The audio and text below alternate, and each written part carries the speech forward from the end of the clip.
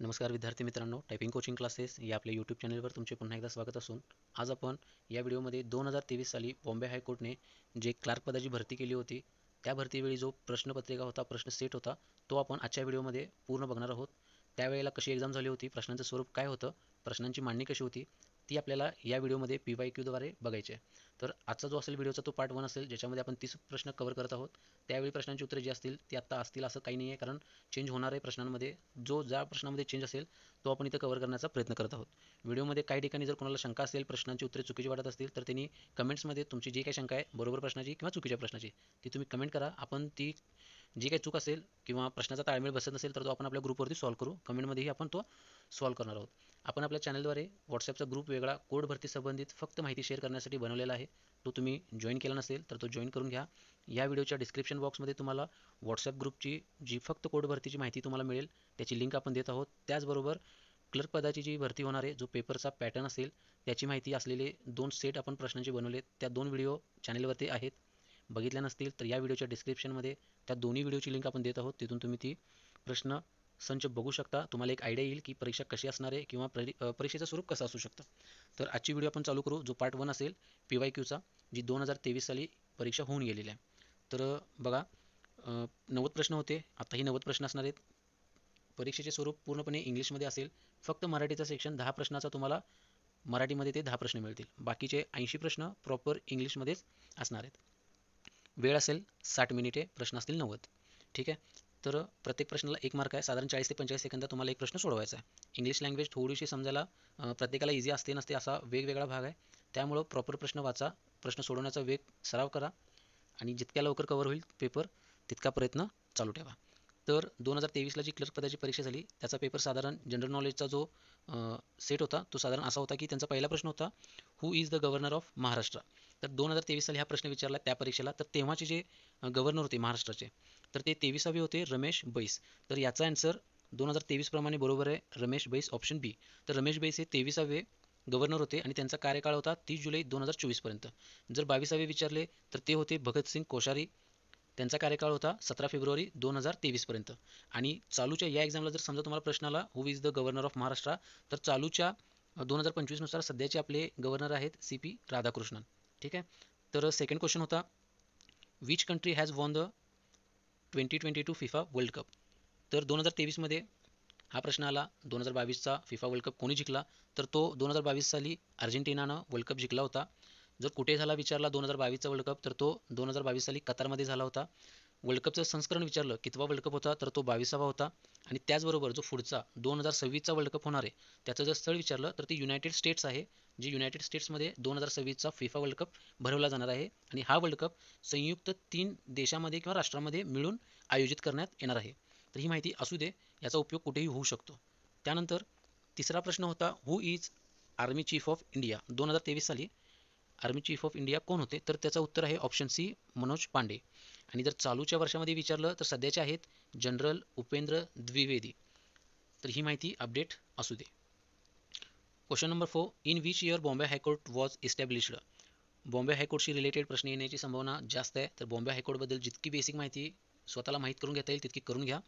तर Bombay high court establish झालं 1862 साली. त्याची जर डेट विचारली तर त्याची डेट होती 14 ऑगस्ट 1862. आणि ही जी स्थापना झाली तर ती राणी व्हिक्टोरियाद्वारे करण्यात आली होती. त्याचबरोबर जर लार्जेस्ट हायकोर्ट विचारलं तर ते अलाहाबाद हायकोर्ट आहे. त्यानंतर जर हायकोर्ट नसलेलं राज्य विचारलं तर लक्षात असू दे, गोवा, अरुणाचल प्रदेश, नागालँड आणि मिझोराम या 4 राष्ट्रांना किंवा 4 देशांना बॉम्बे हायकोर्ट सारखं जे हायकोर्ट आहे ते नाही आहे. आणि या 4ही राज्यांचं ज्या काही हायकोर्टशी रिलेटेड केस होतील त्या गुवाहाटी हायकोर्ट अंतर्गत होतात. Question number 5, the Maharashtra state was formed by the Bombay reorganisation act in the year. या प्रश्नाचे राईट आन्सर आहे 1960. The Bombay reorganisation act 1960 divided the Bombay state into Maharashtra and Gujarat. 1960 झाली जे रिऑर्गनायझेशन झालं, फाळणी असेल, 2 राज्यांचं वेगवेगळं करण्याचं असेल जी काही प्रोसेस, त्यावेळेला जी 2 राज्य 1960 साली वेगवेगळी झाली त्याच्यामध्ये महाराष्ट्र, गुजरात ही 2 राज्य होते. Question number 6, how many seats does Maharashtra have in Lok Sabha. Right answer option C, 48. त्याचबरोबर जर विधानसभेचं विचारलं तर 288 सीट्स आहेत आणि स्पीकर विचारलं तर विधानसभेचे राहुल नार्वेकर आहेत आणि लोकसभेचे स्पीकर ओम बिर्ला आहेत. ठीक आहे, अपडेटेड माहिती असू दे. Question number 7, which city is known as financial capital of India? तर इंडियाची फायनान्शियल कॅपिटल आहे मुंबई, ऑप्शन बी. त्याचबरोबर दिल्लीशी रिलेटेड काही विचारलं तर दिल्ली ही कॅपिटल ऑफ इंडिया आहे. बेंगलोर हे सिलिकॉन व्हॅलीसाठी प्रसिद्ध आहे इंडियाचं. त्याचबरोबर जयपूर विचारली तर जयपूर ही पिंक सिटी आहे. ठीक आहे. त्यानंतर question number 8, which is the largest district in Maharashtra? तर महाराष्ट्रामधलं सर्वात मोठं डिस्ट्रिक्ट आहे अहमदनगर. त्याचबरोबर नागपूरशी रिलेटेड काही विचारलं किंवा ऑरेंज सिटी विचारलं तर ते आहे नागपूर.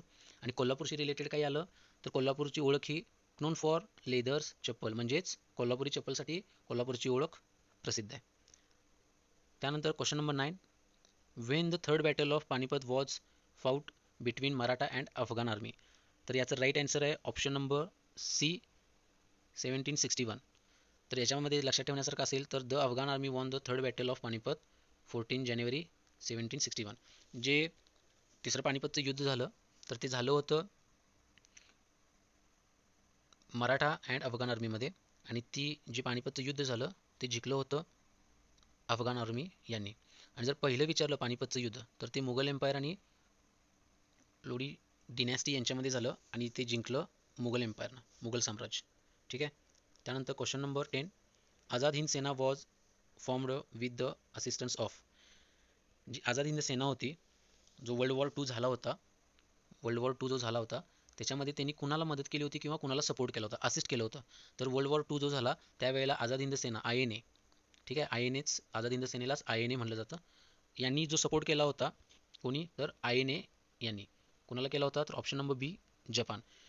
वर्ल्ड वॉर 2 जो झाला त्यावेळेला आझाद हिंद सेनेनं जपानला सपोर्ट केला होता वर्ल्ड वॉर 2 मध्ये. तर हे 10 प्रश्न होते. त्यानंतर इंग्लिशचे प्रश्न बघू. क्वेश्चन नंबर 11 होता, it was past midnight so there were people on the street? तर याचा राईट आन्सर आहे option A, few. It was past midnight so there were people on the street few. थोडेसे लोक होते.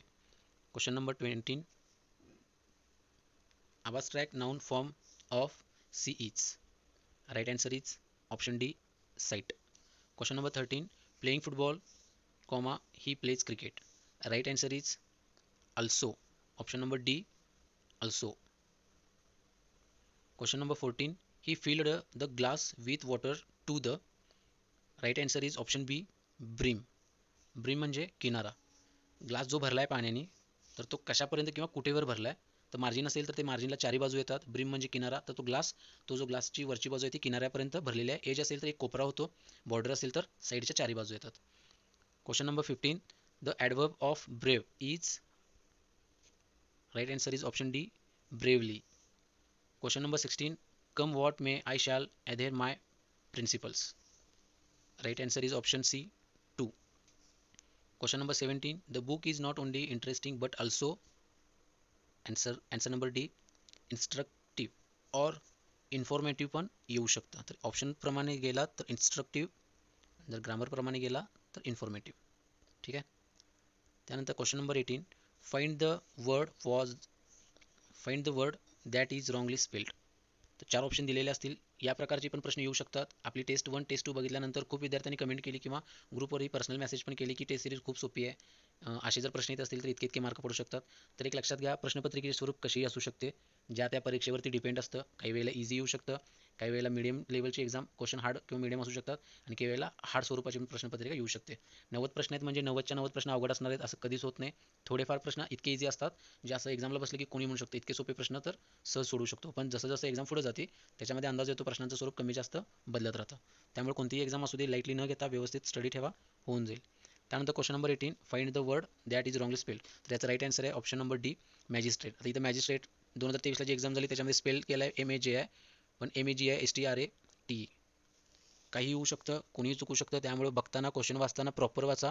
डायरेक्ट क्वेश्चन वाचून easy आहे म्हणून काही ऑप्शन सिलेक्ट करण्यात काही पॉईंट नाही. नंतर ज्या वेळेला स्वतःला रिवाईज करता आठवता त्यावेळेला लक्षात येतं की त्याचं आन्सर ते नसून ते होतं. तर काही गडबड न करता प्रॉपर व्यवस्थित मॅनेजमेंट करा टाईमचं आणि प्रश्न सोडवा. Question number 19, choose the word spelled correctly. तर चुकीचे 4 स्पेल असतील, 3 स्पेल असतील, एक स्पेल बरोबर असेल तो ओळखायचा आहे, प्रॉपर वाचा, जो आन्सर बरोबर असेल त्याला सिलेक्ट करा. तर बिगिनिंगचं स्पेल आउट केलेलं आहे इथं, तर याचा राईट आन्सर आहे ऑप्शन सी, BEGINNING. त्यानंतर question number 20, the sound produced by a cow is, option number D low. त्यानंतर question number 21, correct the sentence if necessary, economics have been thought by 3 professors. जर गरज असेल तर बदला असं त्यांनी सांगितलेलं आहे. 4 ऑप्शन दिलेले आहेत, जो राईट आन्सर असेल तो इथं आपल्याला सिलेक्ट करायचा आहे. तर याचा राईट आन्सर आहे ऑप्शन नंबर बी. त्यानंतर question number 22, antonym of blunt. Antonym म्हणजे विरुद्धार्थी शब्द आणि सिनोनिम्स म्हणजे समानार्थी शब्द. ही माहिती असू दे. तर याचा राईट आन्सर आहे ऑप्शन नंबर सी, शार्प. त्यानंतर question number 23, unfortunately he lot of money to the bank.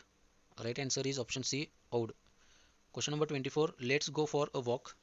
Answer option A, shall we let's go for a walk. Question number 25, the following sentence is in tense, hold on I shall get a pen. The right answer is option number A, future simple tense. Question number 26, the following sentence is in tense, we were having dinner when it started to rain. Option number B is right answer, past continuous tense. Grammar related questions असतील, इंग्लिशचं grammar strong करावं लागेल. त्यानंतर question number 27, what is the antonym of predecessor. Right answer is option B, successor. Question number 28, the synonym of ambiguous. Right answer is option B, unclear. Question number 29, form the correct sentence. 5 option दिले असतील, जो right sequence बसतो शब्दांचा तो तुम्हाला एका लाईनमध्ये लिहून किंवा तुम्हाला जसं शक्य तसं तो प्रनाऊन्स करून जो ऑप्शन राईट असेल तो इथे सिलेक्ट करायचा आहे. तर ऑप्शन्समध्ये शब्द दिलेत, delay, don't, make, please, further. तर यांचा असा सेटअप लावायचा की ते वाक्य बोलताना पूर्ण होईल. तर right answer option D, please, don't, make, further, delay. ठीक आहे. त्यानंतर question number 30, form the correct sentence. Same sequence लावावं लागेल. याचा राईट आन्सर आहे option number D, neither of the is here. तर ह्यामध्ये आपण आज पार्ट 1 मध्ये 30 प्रश्न बघितलेत. 30 प्रश्न बघून घ्या, रिवाईज करा. कोणाला काही शंका असतील तर कमेंट करा. कोणत्याही प्रश्नाचं उत्तर जर चुकीचं वाटत असेल किंवा क्रॉस होत असेल तर तो कमेंट अवश्य करा, जेणेकरून त्याचा फायदा आपल्या ग्रुपच्या सर्वांना किंवा चॅनलवरतील सर्व कोड भरती करणाऱ्या विद्यार्थ्यांना होईल. 2023 मध्ये झालेल्या प्रश्नपत्रिकेचे हे पहिले 30 प्रश्न आपण या व्हिडिओमध्ये बघत आहोत. पुढचे 30 प्रश्न दुसऱ्या व्हिडिओमध्ये बघू, पार्ट 2 मध्ये, आणि राहिलेले 30 प्रश्न देऊ. त्याचबरोबर आपण जे वेगवेगळे टॉपिक वाईज क्वेश्चन्स काढलेले आहेत किंवा PDF बनवलेले आहेत त्याच्यावरती आपण व्हिडिओ करणार आहोत. ग्रुपमध्येही त्या PDF शेअर होतील, व्हिडिओ शेअर होतील, ते तुम्ही बघत राहा. चॅनलवरती जर नवीन आला असाल तर चॅनलला सबस्क्राईब करून बेल आयकॉन प्रेस करून ठेवा. असेच नवनवीन आपण PDF, व्हिडिओज, त्याचबरोबर ग्रुपवरती नोट्स देण्याचा प्रयत्न करत आहोत. आपल्या चॅनलद्वारे आपण ऑनलाईन टायपिंग बॅच सुरू केलेली आहे. त्याचबरोबर कोर्ट भरतीसाठी जे लागणार आहेत पॅसेज असणार आहे, जी इंग्लिशची टायपिंग परीक्षा होणार आहे त्याच्याशी रिगार्डिंग पण आपण पॅसेजेस बनवलेले आहेत. तेही कोणाला हवे असतील तर आपल्या चॅनलवरती ग्रुपमध्ये जो नंबर आहे त्याच्यावरती तुम्ही मेसेज करू शकता, कॉल करू शकता, सर्व माहिती दिली जाईल. चालू वेळ कमी आहे, पेमेंट प्रोसेस चालू आहेत. कोणी पेमेंट केले नसेल तर पेमेंट करा. फॉर्मची प्रिंट, सुरुवातीला भरलेल्या 100 रुपयाची प्रिंट, फीची पावती, त्याचबरोबर आता 31 तारखेपर्यंत जे 400 रुपये भरायचे आहेत सिलेक्टेड विद्यार्थ्यांनी, ते पैसे भरल्यानंतर त्याची पावती, प्रत्येकाची प्रिंटची PDF सोबत राहू दे. जोपर्यंत भरती पूर्ण होत नाही तोपर्यंत लेखीची तयारी व्यवस्थित करा. वेळ कमी आहे, टायपिंगचा सराव साईड बाय साईड चालू राहू दे. काही अडचण येत असेल, काही प्रॉब्लेम येत असेल, कमेंट करा, ग्रुपमध्ये मेसेज करा. काही अडचण नाही, जितकं शक्य आहे तितकं आपण प्रॉब्लेम सॉल्व्ह करणार आहोत. तर पुढील व्हिडिओमध्ये लवकरच भेटू. चॅनलवरती नवीन असाल तर चॅनलला सबस्क्राईब करून ठेवा, व्हिडिओला लाईक करा, व्हिडिओ शेअर करा, आणि नवनवीन व्हिडिओसाठी आपल्या ग्रुपमध्ये किंवा आपल्या चॅनलवरती आपल्याला जोडून राहा. पुढील व्हिडिओमध्ये लवकरच भेटू. धन्यवाद.